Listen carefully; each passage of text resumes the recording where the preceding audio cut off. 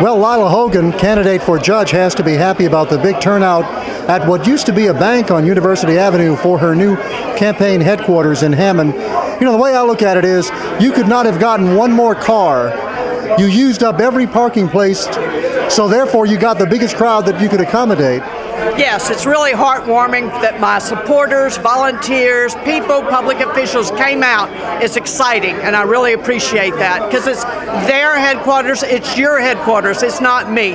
This is about our families, and our headquarters is yours. But you know, in your home area, Hammond, is not perhaps as much of a surprise as the crowd you drew the other day in, of all places, Port Vincent. Absolutely, and there are people here from Port Vincent, from Springfield, from Easleyville. We have people everywhere, from Kentwood, Manchac. It's all over. People are here. Well, let's talk shop, though. What purpose is there these days in a campaign headquarters, a brick and mortar building, at a time when many of us, we live our lives, or so it would seem, on Facebook? I think there are a couple of reasons. Number one, what we were operating out of was our law office, which is also our house. And we kept on having volunteers wanting to come in and help and help and help, and we didn't have space. So we needed a big office to have our volunteers who are coming in, volunteering, phoning, putting signs together, getting canvassers. We needed space for that. The second thing is to let people know in the community and the volunteers that this is their campaign. It's not Lila Hogan's campaign. It is our campaign for our family court, to protect our children, to help our families get through the crisis that they're in. Well, I'm sure your supporters like it.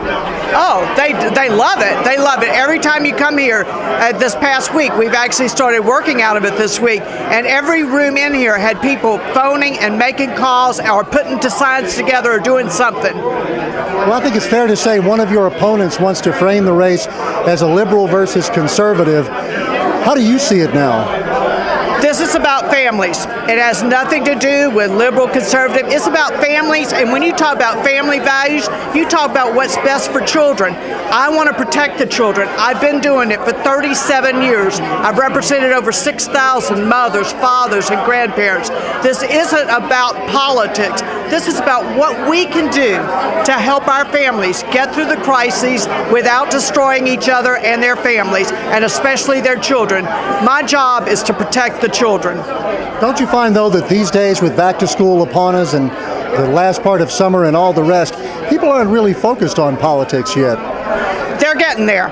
I'm noticing more and more excitement about it. I would say that was correct back in March and April when I was campaigning, but now everywhere I go, people are saying, now when is this election? October 19th. October 19th. Let me write that down. They're getting excited about it. Well, do you find that there are any issues that are surfacing that are coming from the many people you're speaking to? I mean, what are you hearing from voters that they care about?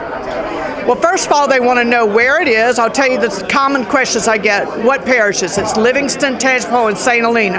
Next question, they want to know whether I'm running against Judge Blair Edwards or Judge Grace Gassaway. No, I'm not. This is family court. It's a new court, no incumbent. So this is a special election for a special court.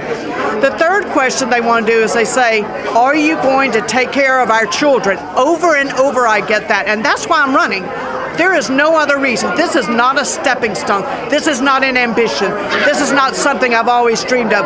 What I have always, actually, if you want to talk about what I've always dreamed of, I've dreamed about a court that would focus on what's best for the children and families and help them get through this. So it's resonating everywhere. Everywhere I go and speak, people want to hear that. I noticed, for example, looking at the Livingston Parish turnout you had the other day, Carolyn Ott, to quote one name, there's a lady that for decades has been talking about the need for a family court. So it's been out there for at least 30 years.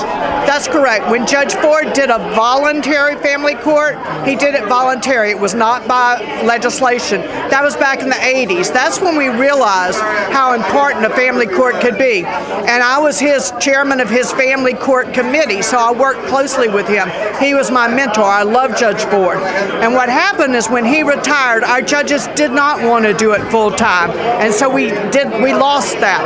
And we've been trying to get it for 23 years. We've been trying to get a permanent family court, and we finally have it. And Carolyn's here today helping me out. What else do you want to share with us? I just want to thank my volunteers and my supporters and people. This is exciting. The momentum is building. We're going to win. It is important, and it's for our families. So please, everybody, get out, vote. It's really important for our children. Thank you so much.